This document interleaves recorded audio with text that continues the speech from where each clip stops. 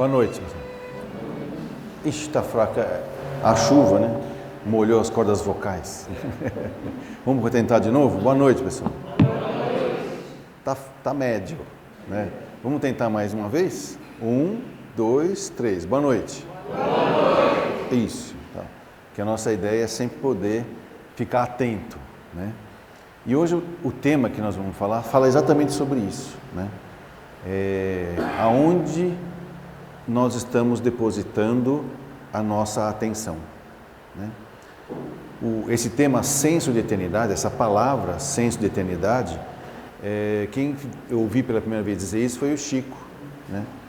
Em que ele dizia que as pessoas, para poder continuar fazendo a sua atividade de caridade ou de dedicação ao próximo ou qualquer outro tipo de atividade que exigisse dele uma devoção ou uma dedicação além da conta, só se consegue fazer isso se você manter o senso de eternidade, que é mais ou menos o oposto do que seria um senso de imediatismo. Se você é imediatista, você não tem nenhum tipo de empenho em continuar fazendo alguma coisa que não te agrada. Se você tem um senso de eternidade, então você continua fazendo apesar da dificuldade. Bom, o que nós entendemos então de atividades que possam nos levar a esse tipo de necessidade? Quando eu faço palestras para colegas ou para o pessoal que a gente chama do mundo médico ou da saúde, eu sempre comento com eles que nós da área da saúde, a gente não bate muito bem da cabeça, né? Porque em sã consciência, quem é que iria fazer um curso que demora tanto tempo para entrar, depois demora um tempão para sair, quando sai ainda tem que fazer mas não sei quantos anos de especialização, depois quando vai trabalhar, trabalha muitas horas por dia, ganha pouco e ainda leva xingamento, não é? Não faz sentido, né? Mesmo assim as pessoas vão e ficam, né? Principalmente quando você percebe que o pessoal da área da saúde passa por um processo que eu chamo de exposição crônica a emanações emocionais tóxicas. Eu vou repetir. Uma exposição, fica exposto de maneira crônica a emanações emocionais tóxicas. Um médico, um enfermeiro, um auxiliar de enfermagem, quando acorda de manhã e ele vai para o seu trabalho, ele só vai ver coisa feia, coisa triste, mutilação, morte, né? Doença, cheiro ruim, né? Gente deformada. É uma exposição crônica. Mesmo assim, eles continuam, né? E aí eu fico tentando entender o que é que fez essas pessoas decidirem por esta área e continuarem nela apesar de. O que eu comecei a perceber é que, na realidade, quando se decide para essas áreas, não é pelo raciocínio.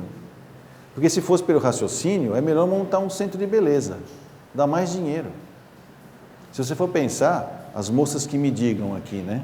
Você deixa 100, 200 reais no cabeleireiro para fazer uma chapinha, né? Uma hidratação, mas você não dá 100, 200 reais para pagar uma consulta, ou para pedir para alguém passar a noite com você para cuidar de você, você não dá. É interessante isso, né? O que são valores, né? Mas por que eu estou comentando nisso? Porque em algum momento houve essa decisão de se dedicar à área da saúde e a pessoa permanece. E o que a faz permanecer, né? É claro que alguns permanecem e, infelizmente, adoecem. Se ele não souber lidar com essas emanações emocionais tóxicas de maneira crônica, com certeza ele vai cair em alguma doença física ou mental ou algum comportamento inadequado, como sexo, drogas e rock and roll, né? Vai acabar virando assim. É o que a gente vê os colegas, enfermeiros, médicos, descambarem para o que nós chamamos de happy hour, depois de um dia inteiro nessa exposição crônica. Mas tem alguns que não. E tem alguns que, inclusive, se dedicam tanto que adoecem porque nunca tem um momento de folga. E mesmo assim eles permanecem, né? E ficam. Alguma coisa tem dentro deles que faz eles decidirem isso, né? Alguma coisa tem. Não é o raciocínio. Muitas vezes tem até mentes brilhantes, mas não é a mente que decide. É algo que vem lá do coração. E algumas vezes eles não sabem descrever por quê, o que que é, né? E faz sentido. Você vê, por exemplo, pessoas que trabalham com especialidades que são cirúrgicas. Não tem horário, né? Não tem horário. Eu vejo colegas meus que acordam às 3 horas da manhã, né? Vão para o hospital, ou para vários hospitais, opera, chega em casa meia-noite, vai dormir a 1 hora, olha os filhos dormindo, né? E às 3h30 sai de novo. E ainda pede desculpa, porque chega atrasado. Eu falei, mas como assim? Você não bate bem, né? Olha só o que você está fazendo, olha o que você faz, né? E não é cirurgião particular, não, é cirurgião do serviço público, né? Aí eu começo a tentar entender de onde vem esse senso, né, de se dedicar a isso.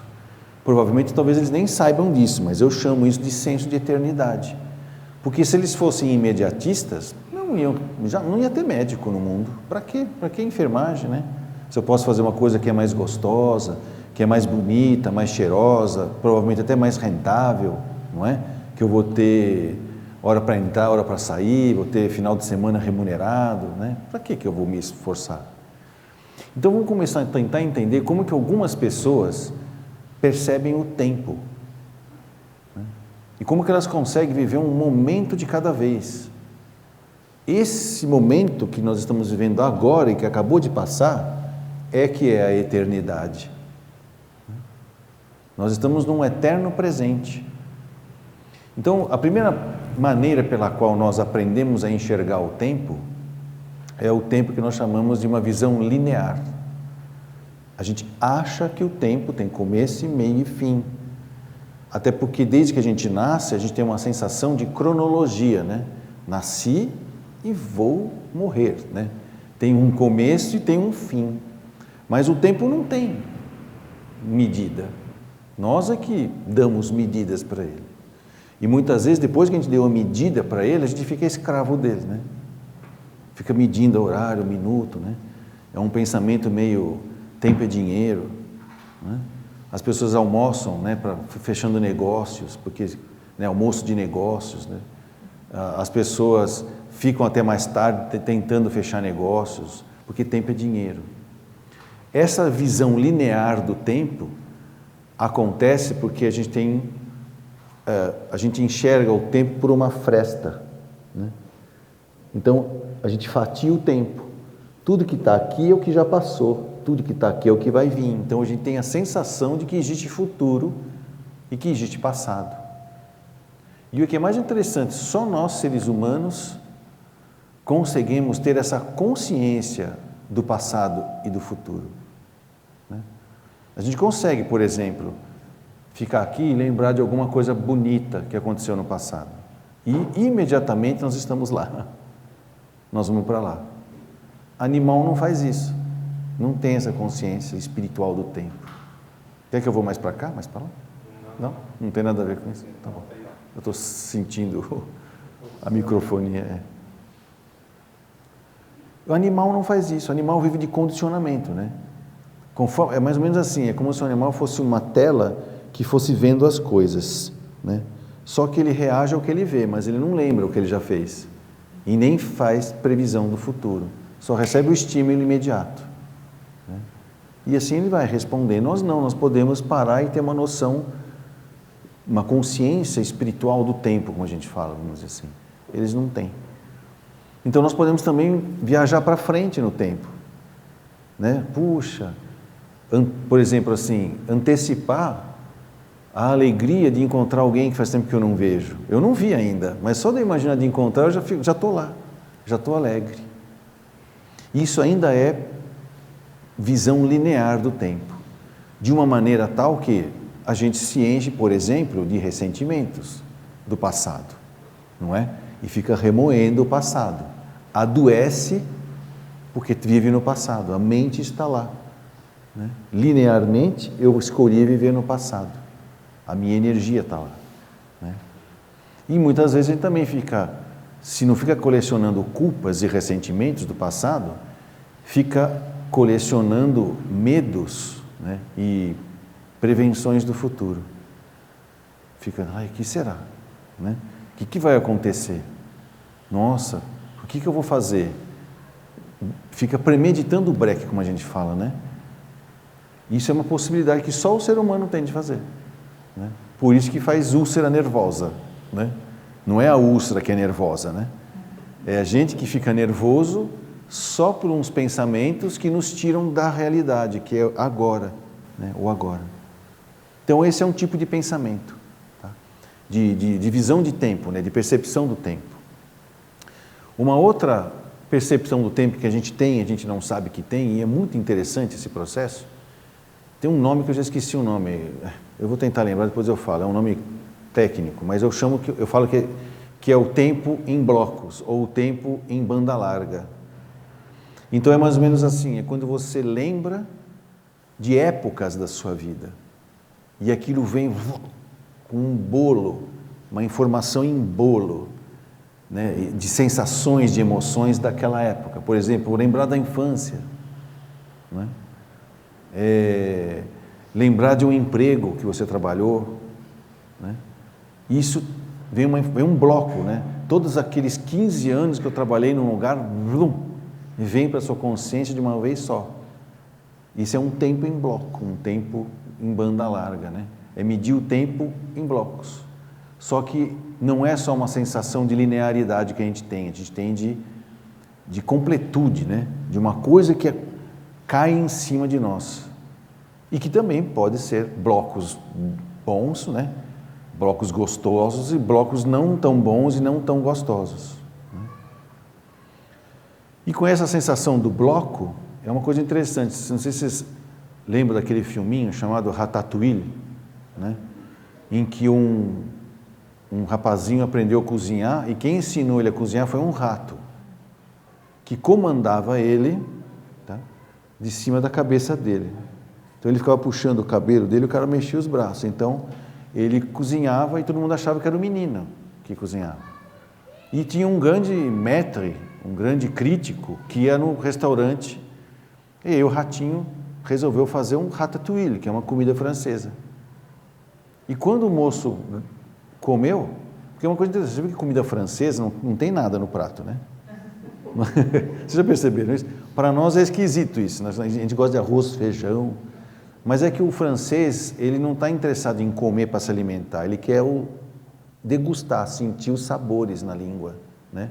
Então não precisa muito, é só para estimular a língua. Então quando ele colocou os pedacinhos na língua, mostra essa cena no filme, no desenho animado, que parece exatamente isso que eu estou falando, que o pensamento em bloco voltou, como se ele saísse em túnel, um episódio da infância dele, em que ele caiu de bicicleta e a mãe foi lá socorrer com todo carinho e para tirar o mal-estar dele fez um ratatouille para ele, que é uma comidinha rapidinha de fazer, né? Isso a gente tem. Você já deve estar começando a lembrar de alguma coisa já, né? Momentos da vida da gente. Volto a falar, nem sempre são momentos gostosos, tá? Agora, não é porque não é gostoso que não é bom. Todos os nossos momentos são bons, todos têm uma função psicopedagógica.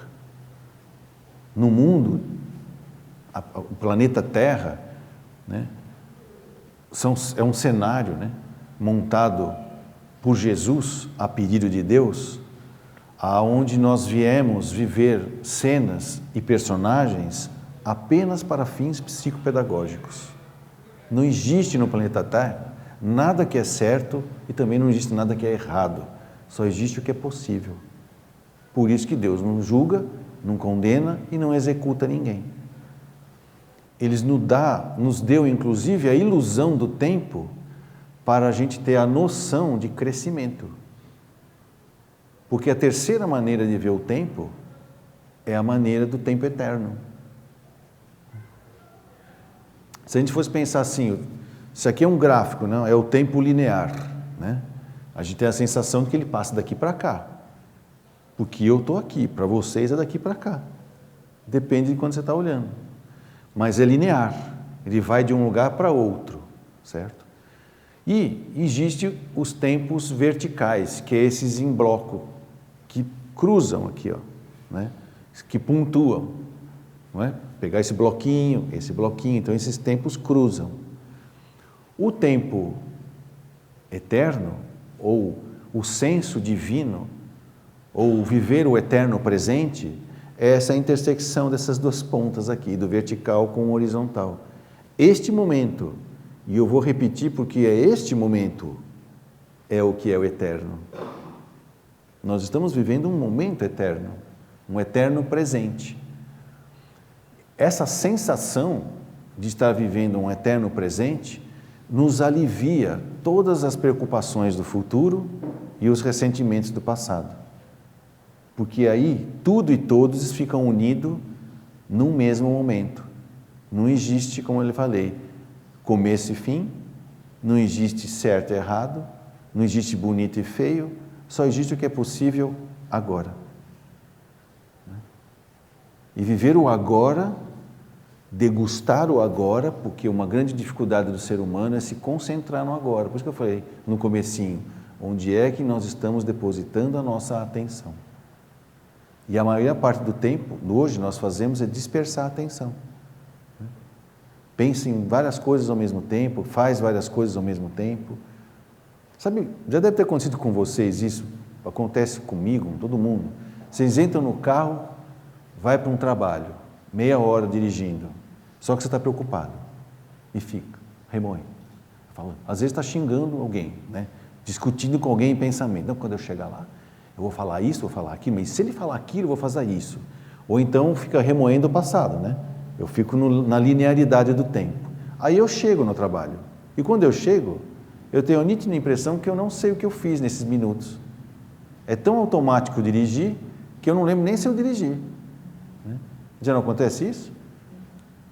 E aí, isso nos lembra o quê? Que quando nós estamos fazendo alguma coisa que a gente gosta, o tempo não parece que passa mais rápido? Né? Que droga, devia durar mais tempo isso, né? Sabe aquelas viagens que você faz para o Nordeste que dura só 7 dias? E quando você vai, você, nossa, 7 dias, depois, putz, já chegou? Já tem que ir embora? Porque é tão bom que as coisas passam muito rápido. Agora, quando você está fazendo alguma coisa que você não gosta, já pensou? Quando eu era estudante na Escola Técnica Federal, que era um curso denso naquela época, né? Foi em 1976, lá para aquela época, e eu lembro que eu tinha as aulas de edificações, de técnico em edificações, né? Chegava na sexta-feira, a gente ia ter, estava terminando a semana, né? Então, a gente saía, sei lá, 12:10, vai. Então, chegava às 11:30, a gente começava. Olha, faltam só meia hora de torturidor. Faltam só mais 5 minutos de torturidor. Aí eu lembro que um colega meu falava assim, nossa, chega 13h, mas 12:30 não chega. Quando você tem que ficar aguentando alguma coisa, né? Não é interessante? Então, o tempo, ele em si, ele não cheira e não fede, né? Quem dá cheiro e fedor para eles, somos nós. Okay? Agora, não é errado, tá? Ter uma visão linear do tempo. Também não é errado ter visão em bloco, como também não é errado ter uma visão eterna, né? Da eternidade no tempo. Não é errado.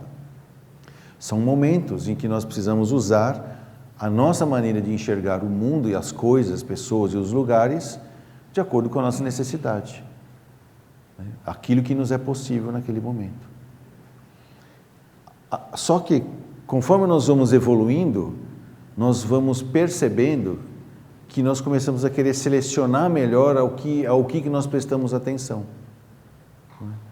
Por isso que às vezes, conforme a gente vai ficando um pouco mais velho, a gente vai ficando meio ranzinza, não gosta muito de barulho, muita gente falando ao mesmo tempo, né? Porque a gente faz isso, né? Acorda de manhã, liga o rádio, liga a televisão, fica falando uma coisa, olhando pela janela, escovando o dente, né? Ligando a cafeteira, pensando no que vai fazer, né? Na roupa que vai vestir, fica totalmente disperso. E às vezes, se você perguntar, qual a cor de sapato que você pôs hoje? Eu tenho que olhar. Porque eu não lembro. Eu não estava lá quando eu fiz essas coisas. É isso que é o tempo, viver a eternidade.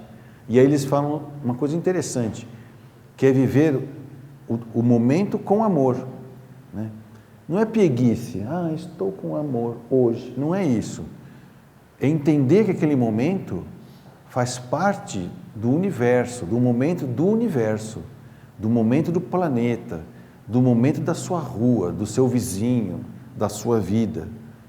E que é importante e interessante saborear esse momento, degustar, desfrutar um momento de cada vez. E às vezes a gente está começando a perceber o quanto isso é importante. Tem até uma passagem, não sei como é que era o nome, o pessoal pergunta assim, o que você está fazendo? Estou dormindo. Então, durma, apenas durma. Né? O que você está fazendo agora? Estou beijando uma mulher. Então, beije a mulher. Não fica beijando, olhando, está faltando pintar a casa, assim. Né? Faz sentido isso? É desfrutar um momento de cada vez. É muito interessante isso. Por exemplo, comer um sanduíche quando você está com fome. Você pode estar comendo, eu falo assim que é comer que nem supositório, né? Só falta enrolar o sanduíche e enfiar, não precisa nem, né? Faz alguns esforços de deglutição, pronto.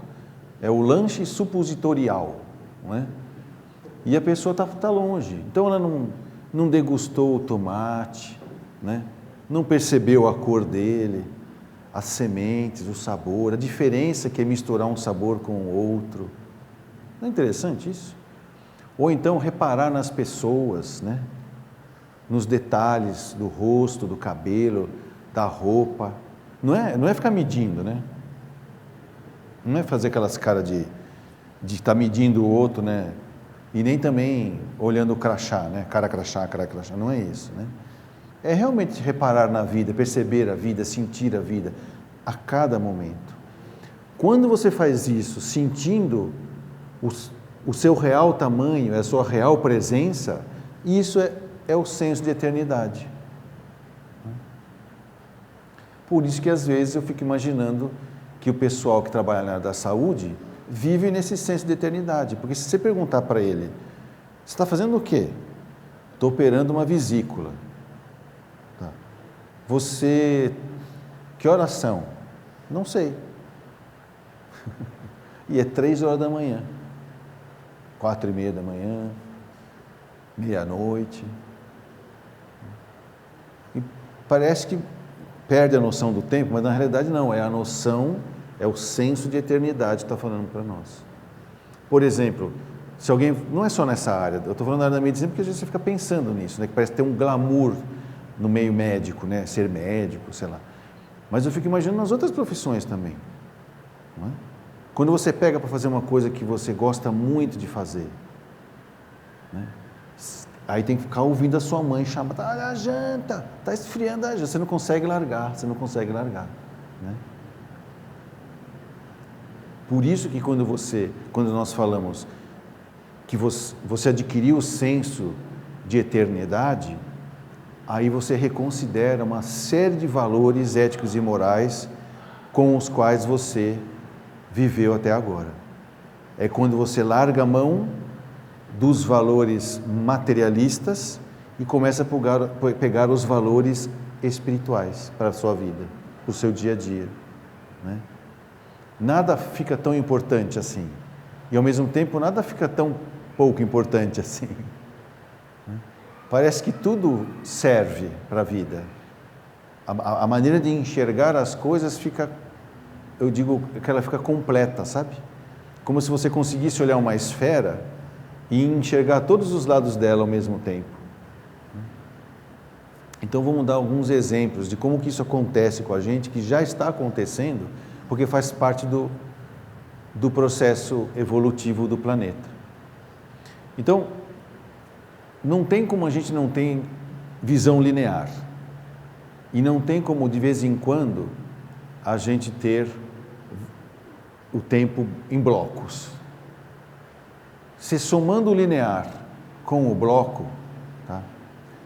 Na realidade, a linearidade é uma soma de blocos, vamos dizer assim. Põe em cima disso a ideia da reencarnação. São outros blocos, né? Blocos de blocos, não é?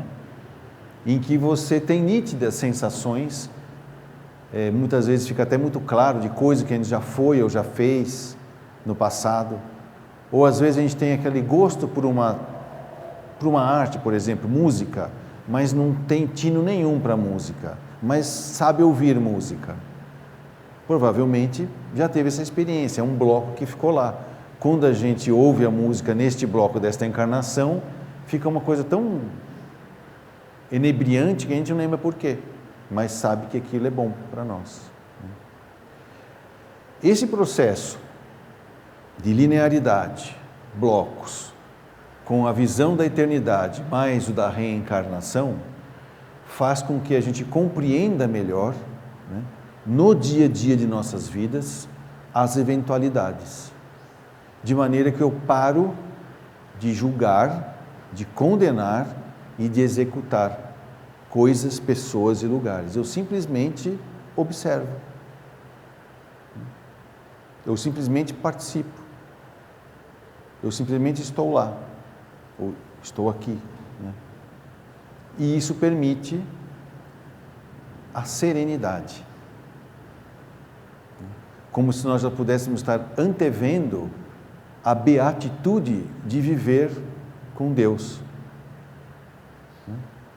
Então, olha que interessante, beatitude, uma atitude que me faz viver o aqui e o agora com serenidade. Ah, mas você não está falando então para a gente não se preocupar mais com o futuro? A gente ficar meio desleixado, né? Não ser mais previdente? Não, eu posso fazer planos, claro, posso me planejar, posso me prevenir, mas eu estou vivendo aqui, né? Tem até um autor que já falava isso, o nome dele, ele fez aquele livro Como Evitar Preocupações e Começar a Viver, Dale Carnegie é o nome dele. Acho que foi um dos primeiros livros de autoajuda do mundo.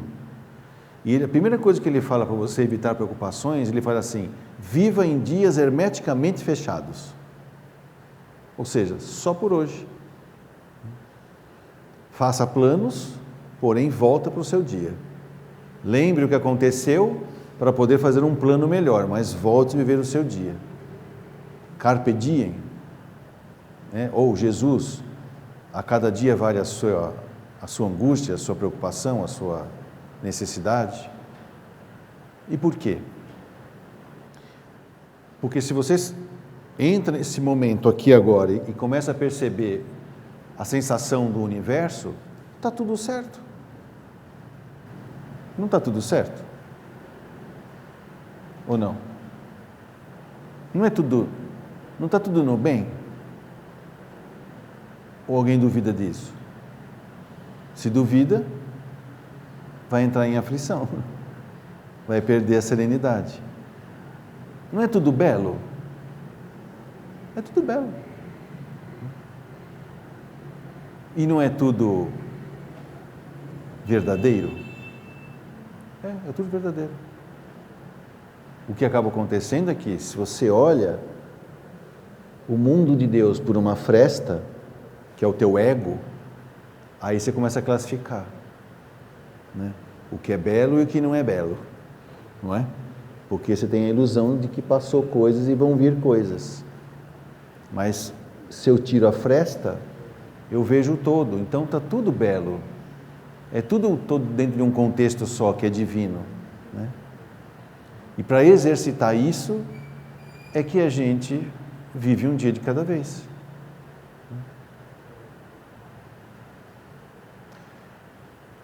Vamos falar mais um pouquinho dessas três coisinhas. Quando eu falo para vocês esse momento presente aqui, esse aqui, que eu estou degustando de estar aqui com vocês, né? Ele é um senso de eternidade que eu tenho, porque eu estou aqui com vocês e nós estamos neste bairro, neste país, neste universo, onde Deus também está. Então está tudo bem. Aí você pode pensar assim, não, mas eu tenho que pagar uma conta. Aí você já entrou no linear de novo. O Jung chamava isso de sincronicidade, né? Quando algumas coisas aconteciam sem a sua intromissão. E tudo se resolvia. Está tudo bem. É matéria de fé? É. Estar tudo bem significa estar em sintonia com o que é eterno, com o que já existia antes de você ter noção de que ele existia. Então agora você percebeu que ele existe e já acha que tem começo, meio e fim, como se Deus fosse linear. Tá, mas então o que é fé? Fé é estar em sintonia, em alta fidelidade com esse belo, com esse bem, com esse belo e com esse verdadeiro.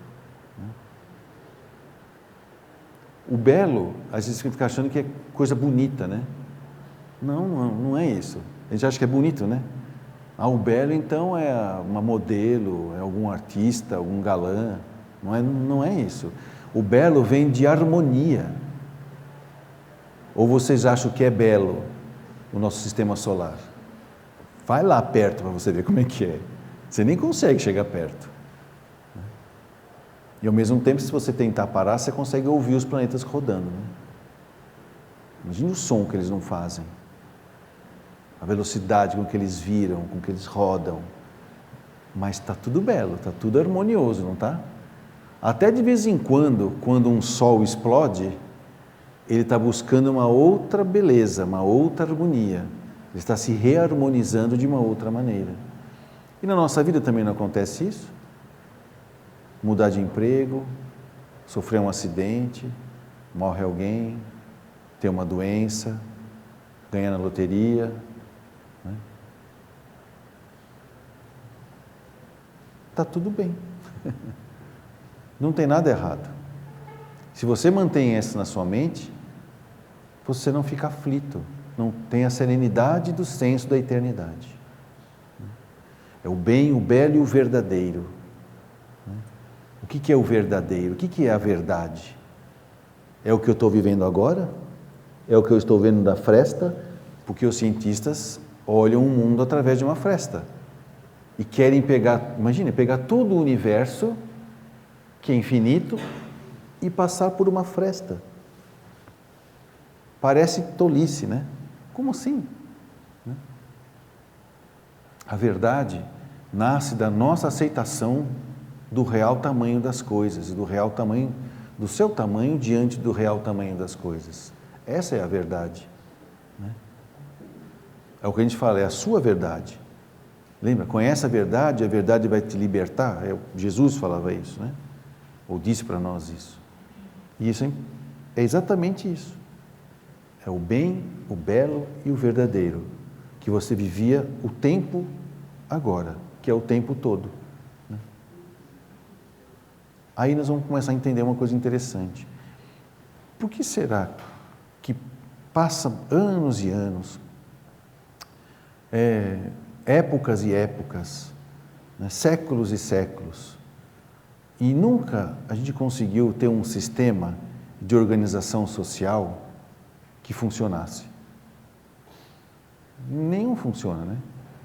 Se você for ver, por exemplo, modelos políticos, por exemplo, a monarquia não funciona. Funcionou? Não. O comunismo não funciona. Não. A democracia não funciona. Também não. E por que não? Porque qualquer forma de governo que você tentar colocar em cima das pessoas é linear. Não tem senso de eternidade. Não tem aquela vontade de criar um bem real, um belo real e uma verdade real.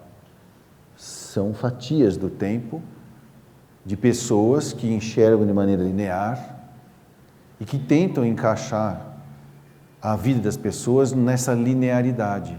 Mas o que está acontecendo? As pessoas estão se libertando da linearidade, já estão começando a entender. Aonde você quer chegar com isso? Que é o senso de eternidade. Então, por exemplo, meu pai que sempre comenta isso, ele diz assim, para você criar um homem, vamos pegar planeta Terra, Brasil, para você criar um homem brasileiro, demora no mínimo 21 anos. Que sistema de governo que pode durar 21 anos? Só se for ditadura. Ou reeleições constantes. Né? A gente viu países que estão há 21 anos com o mesmo sistema de governo, o mesmo governante, o mesmo déspota, sei lá, o mesmo ditador, não importa o que seja. Pode até ser o mesmo rei, que não é um déspota, né? É uma monarquia, herança, né? Não foi tomada à força, Mas se você for ver, não existem planos com base no senso de eternidade. Não tem. É como se pensasse assim, então, o que eu vou deixar para esta nação, já que eu talvez vou viver pelo menos umas 4 vezes 21 anos, 5, já estamos fazendo isso, né? Quantas gerações eu vou poder preparar com o meu senso de eternidade? O que é um bem real? Né? Não é nem um bem financeiro e nem um bem social, é um bem real. Né? Porque a gente se confunde, né? Com um bem financeiro, né? Que é o que acontece às vezes nas ditaduras, né? Dá coisas para as pessoas votarem depois. É um bem material. Né? Não, mas o meu governo dá um bem social, que são coisas que vai ser para sempre na vida dessa pessoa. Uma geladeira não é para sempre. Uma máquina de lavar não é para sempre. O que será um bem social que dura para sempre? É a previdência. Também não é. Também não é. Porque você faz um cálculo de previdência para agora e depois lá na frente muda tudo. Né? Há 20 anos atrás, se aposentava com 60 e se morria com 60. Hoje você para de trabalhar com 60 e tem mais 40 anos para viver. E aí? Então a gente tem que ter o senso de eternidade. Então, se um governante tem esse senso de eternidade, ele vai usar toda a sua agilidade mental, a sua agilidade de articulação, de forças políticas, da área produtiva, da área comercial. Né? Ele vai saber lidar com as pessoas, levando esta nação, pode ser o Brasil, qualquer lugar, num caminho por causa do senso da eternidade que ele tem. Porque a nação brasileira não é feita sempre dos mesmos brasileiros, certo? Ela muda, não muda? Mas aonde eu quero levar esta nação? Né? Para onde ela vai? Aí vem aquela história de que, por o senso de eternidade, por uma visão não linear e também não em blocos, mesmo que seja reencarnatório, é essa visão da eternidade, do senso de eternidade, que permite eu fazer um plano, né, sem fim. Um plano baseado nos princípios da humanidade. Né? Um plano que não é baseado na minha personalidade. Ou seja, os princípios vão estar sempre acima das personalidades. Então é mais ou menos assim, vamos pensar assim. Porque a gente não percebe isso? Muda, numa casa espírita, muda o diretor, muda o jeito da casa funcionar? Muda, não muda? Né? Não deveria. Deveria ter os princípios. Um exemplo que eu tenho de instituição que não muda, desde 1935, é a mesma até hoje, e olha que já passaram muita gente organizando ela, tá? É os Alcoólicos Anônimos, onde ele tem lá os 12 passos da recuperação do alcoolismo, as 12 tradições e os 12 princípios deles. E uma das principais coisas que eles mais cuidam é de nunca colocar as personalidades acima dos princípios. Ninguém fala em nome de Alcoólicos Anônimos, ninguém fala. Eles têm o que eles chamam de senso de unidade, que é um senso de eternidade. Quando eles tomam decisões, eles colocam para a consciência coletiva. No momento em que as pessoas estão reunidas, a solução vem. E se não vier, não tem pressa. Eu não estou na linearidade do tempo, eu estou vivendo o tempo por inteiro. Por isso que eles têm serenidade. E quando eles percebem, esse que eu falei, o senso de eternidade, fica tão grandiosa essa sensação que se você perguntar para eles, mas você não tem mais vontade de beber? Tenho. Nossa, deve ser uma alegria se eu pudesse beber. Então por que você não bebe? Não faz mais sentido. Com esse sentido que eu descobri agora aqui, do senso da eternidade, não faz mais sentido beber. Não faz. Eles continuam doentes, porém, totalmente serenos em cima da sua doença. Então, os princípios estão acima das personalidades. Normalmente, político faz exatamente o inverso, né? Não é? É exatamente o inverso. Se eu faço uma coisa boa, eu quero que todo mundo saiba, porque eu quero vender a minha imagem, a minha personalidade é que vai valer. Para isso, para as pessoas gostarem de mim, eu faço qualquer coisa. Aí vem demagogia, né? Vem comprar voto, uma série de coisas, né?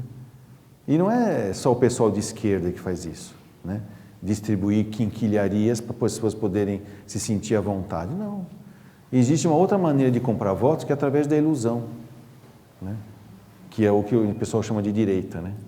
Que é vender ilusões. Qual é a ilusão?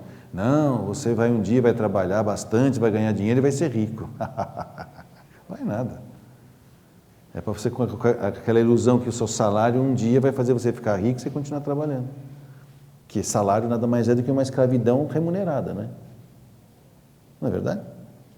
Não, mas agora eu tenho a CLT, né, que me garante. Imagina, você está escravo da CLT. Quem manda na tua vida é os sindicatos. Não é nem mais o seu patrão. Né? E você fica preso.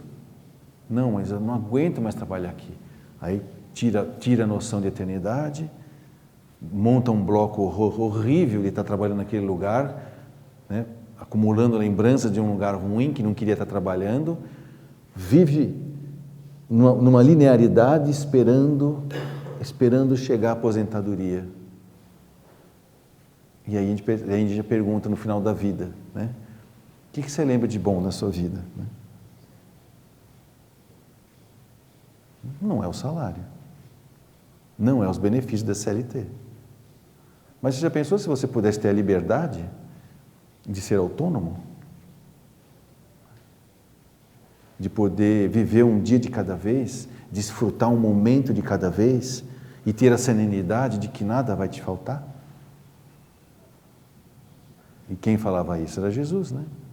Não se aporrinhe pelo dia de amanhã, viva o hoje, nada vai te faltar. Se você estiver vivendo no bem, no belo e no verdadeiro, não vai te faltar nada. E não falta mesmo. Vocês já devem ter tido experiências desse tipo, mas acharam que é coincidência. Já não aconteceu de vocês precisarem muito de um dinheiro e de repente vem uma herança que vem do nada? Ou vocês estão com uma dificuldade de saúde e aparece alguém que conhece, alguém que ajuda? Então, isso é que é a tal da fé, que abre a linearidade, desfruta dos blocos, né? E ajuda a gente a se incorporar, não viver um dia de cada vez. E aí vem a frase que é do fundador dos Alcoólicos Anônimos. Quando perguntaram para ele, porque eles falam muito de aceitação da vida como ela é, a fé num poder superior e a entrega a esse poder superior. Deixa ele cuidar da tua vida, né? Perguntaram para ele, mas Bill, o nome dele era Bill Wilson, ele é um corretor de bolsa de valores, né? Bill, mas o que é fé? Ele parou e falou assim, olha, fé é um salto no escuro nos braços de Deus. Quem não salta, fica só no escuro. E ficar no escuro não é olhar a vida por uma fresta. Faz assim para você ver. Fica escuro. Não fica escuro? Você faz assim, você vê alguém um pouco melhor, mas fica escuro. Você não vê quem está em cima, quem está do lado. Agora, se você já tira, você já vê já uma amplitude. E se mentalmente você se coloca próximo de Deus, que é o que ele chama de visão eterna com Deus, você passa a viver plenamente. Tem um exercício que a gente faz para poder ter essa ideia do que é estar pleno. Por exemplo, se você começar a imaginar que a gente pode fazer isso e nós vamos para esse lugar, só na imaginação, que nós estamos subindo. Então, se você imaginar, você pode imaginar. Então, nós estamos do lado dessas lâmpadas agora. Estamos olhando as lâmpadas, dá até para contar. Depois a gente fica bem perto do telhado. Vamos passar o telhado? A gente começa a olhar o telhado por cima. Ó, choveu, está molhado, né? Vamos continuar subindo. A gente vai ver o salão de cima. Depois começa a perceber que dá para ver todo o terreno do centro aqui. Aí começa a ver o quarteirão. Aí vamos subindo. Daqui a pouco a gente vê toda a Vila Ema. Né? Vê a Salim Maluf. Vamos subindo.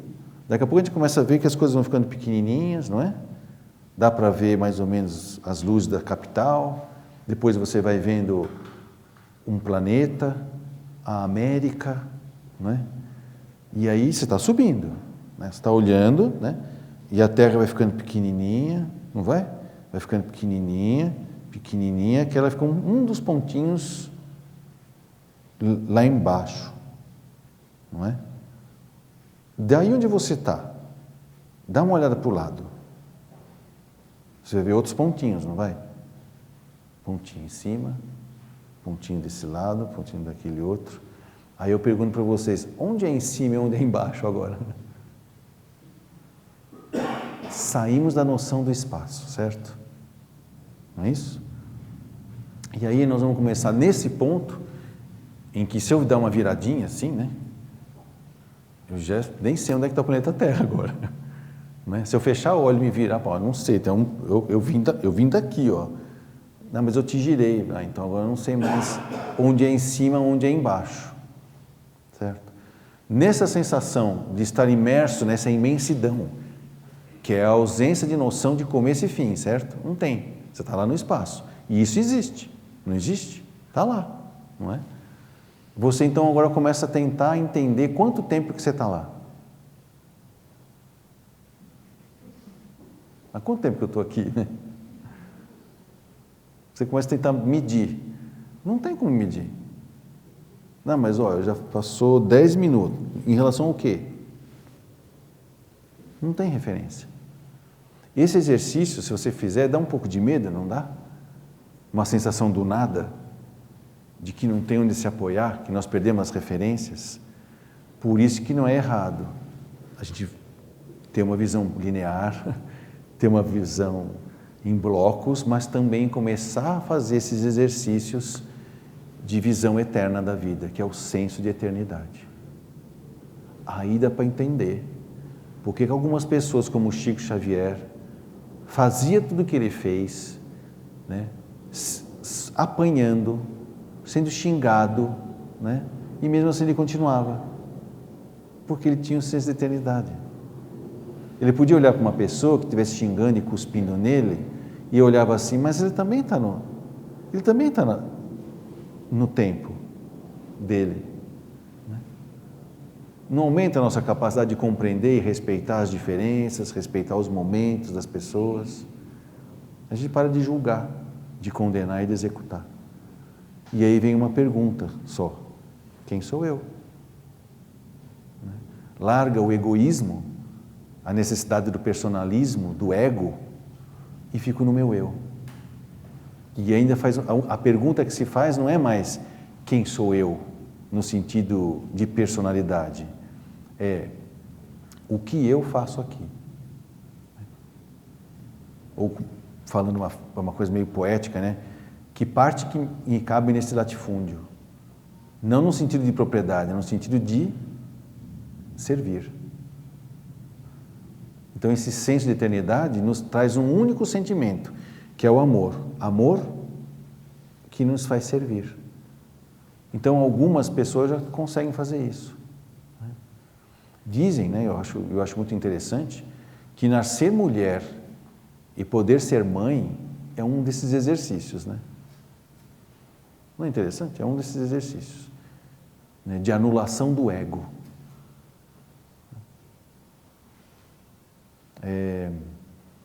Para doar a vida para uma pessoa que, se você não cuidar, vai morrer.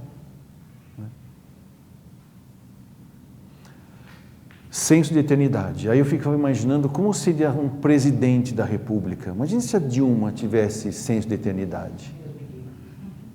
Não sei, talvez ela não fosse tão manipulada pelas pessoas que estão em volta dela. Não sei se vocês repararam, mas ela é realmente totalmente manipulada pelo Lula. Totalmente. Uma vez eu vi uma reportagem, passou muito rápido. Não sei o que aconteceu. Foi quando teve aquela possibilidade daquele ministro sair. Como é que é o nome dele, da Fazenda? O Levi. E aí chacoalhou. Aí o Lula foi até o Planalto. E aí uma câmera de TV pegou ele saindo de uma sala junto com a Dilma. Eu sou psiquiatra, né? Eu consigo fazer uma leitura das pessoas no sentido de ajudá-las. Mas a sensação que eu tive é que ela estava totalmente atordoada. O Lula, o espertalhão, ele viu que tinha uma câmera e deu um puxão nela, que ela fez até assim. Se alguém lembra dessa cena, ela estava totalmente perdida, né? Totalmente sem saber o que fazer, né? Porque ela não tem senso de eternidade. E aí, ela tem que ser coerente com ela mesma, porque se ela é comunista, uma das coisas que os comunistas fazem é tirar o senso de eternidade das pessoas, porque tira a religião, tira a fé, você tem que viver pelo que você come, né? Você tem que acreditar naquilo que os seus 5 sentidos percebem, que é o positivismo, né? Imagine tirar isso das pessoas. Não faz sentido.